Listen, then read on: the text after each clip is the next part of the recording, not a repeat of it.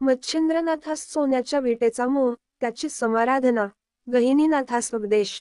मच्छिंद्र व गोरक्षनाथ सौराष्ट्र गावांहून निघाले ते मार्गक्रमित तैलंगणात गेले.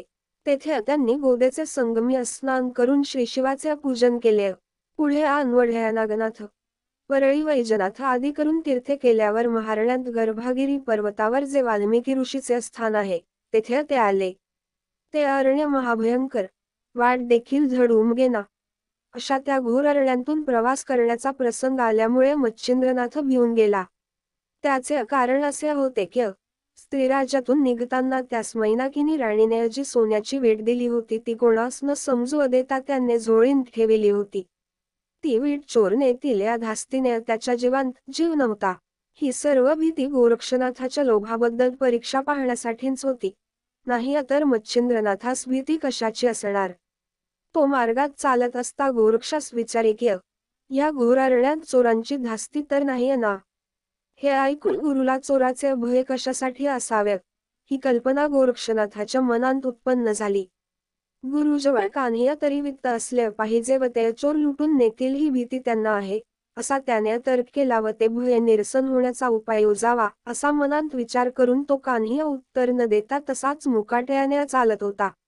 इतक्यात त्यांचे पाण्याचे ठिकाण लागले. तेथे मच्छिंद्रनाथाने गोरक्षासमोर थांबावयास सांगितले व आपली झोळी त्याच्याजवळ देऊन तो शौचास गेला.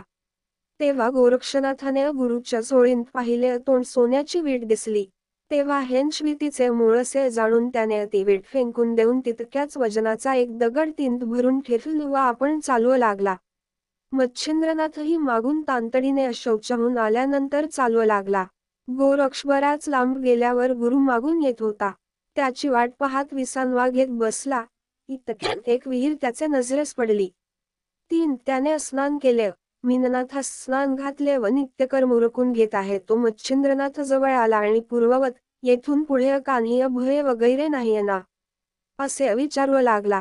त्यावर, भय होते ते मागे राहिले, आता काळजी न वाहता स्वस्थ असावे, असे गोरक्षनाथाने उत्तर दिले. अशा उडवाउडवीच्या गोष्टी जेव्हा गोरख सांगू लागला तेव्हा मच्छिंद्रनाथ चकित झाला. मग त्याने आपणास वीट मिळाल्याची हकीकत सांगितली व तिला कोणी चोरटे येऊन लुटून नेतील, ही मोठी मला धास्ती आहे, म्हणून बोलला. ते ऐकून गोरक्ष म्हणाला, अशाश्वत वित्त आता आपल्याजवळ नाही म्हणून भय देखील नाही. हे ऐकून कान्हैया तरी दगा झाल्याची कल्पना मच्छिंद्रनाथाच्या मनात उद्भवली व त्यास तळमळ लागली. तेव्हा गोरक्षाने मच्छिंद्रनाथाचा हात धरला आणि उभयतांनी आपापल्या झोळ्या घेऊन पर्वतावर जाण्याची तयारी केली. निघण्यापूर्वी झोळी तपासता झोळीत वीट नाही असे पाहून मच्छिंद्र गोरक्षास पुष्कळ टाकून बोलला व रडून त्याने एकच गोंधळ केला.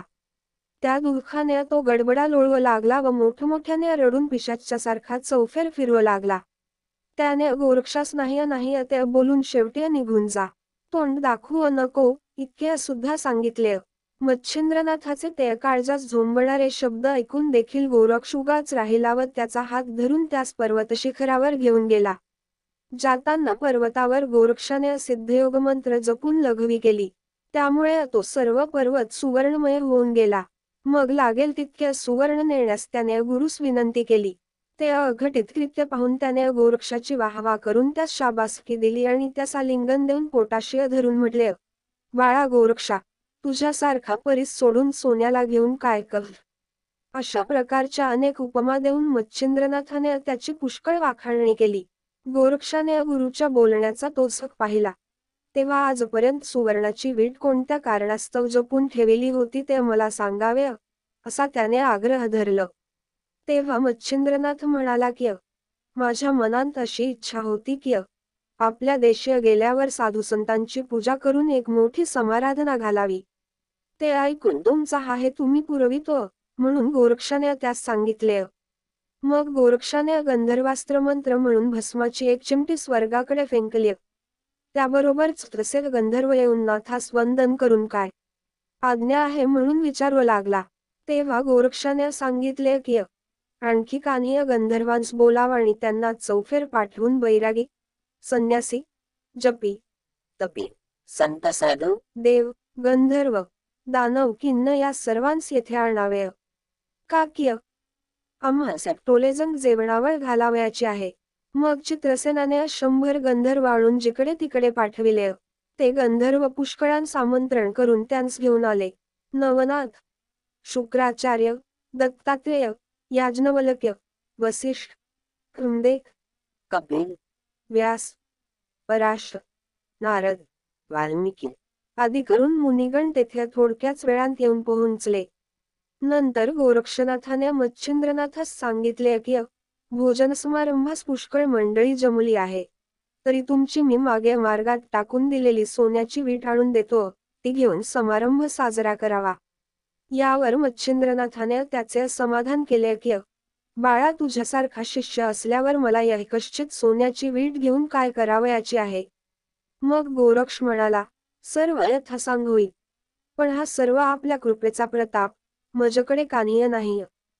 असे बोलून त्याने चरणांवर मस्तक ठेविले व मी सर्व व्यवस्था लावून बंदोबस्त करीतो, आपण कानीय काळजी न करिता स्वस्थ असावे असे सांगितले.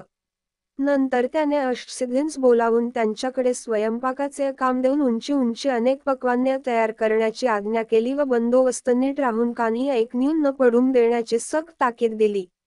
मग त्याने एकंदर कामाची व्यवस्था लाविली व उत्सवाचा बंदोबस्त उत्तम प्रकारचा ठेवला. त्यावेळेस सर्वांना अत्यानंद झाला. या भोजन समारंभात गहिनीनाथ आले नव्हते, म्हणून गोरक्षनाथाने ही गोष्ट मच्छिंद्रनाथास सुचविली. तेव्हा मधुब्राह्मणाकडे एका गंधर्वास पाठवून पुत्रासह त्यास घेऊन येण्यास सांग, म्हणजे तो त्यास आणील, असे मच्छिंद्रनाथाने गोरक्षास सांगितले. त्यावरून गोरक्षनाथाने चित्रसेन गंधर्वास सर्व वृत्तांत कळविला व त्याच्या अनुमतीने एक पत्र लिहविले.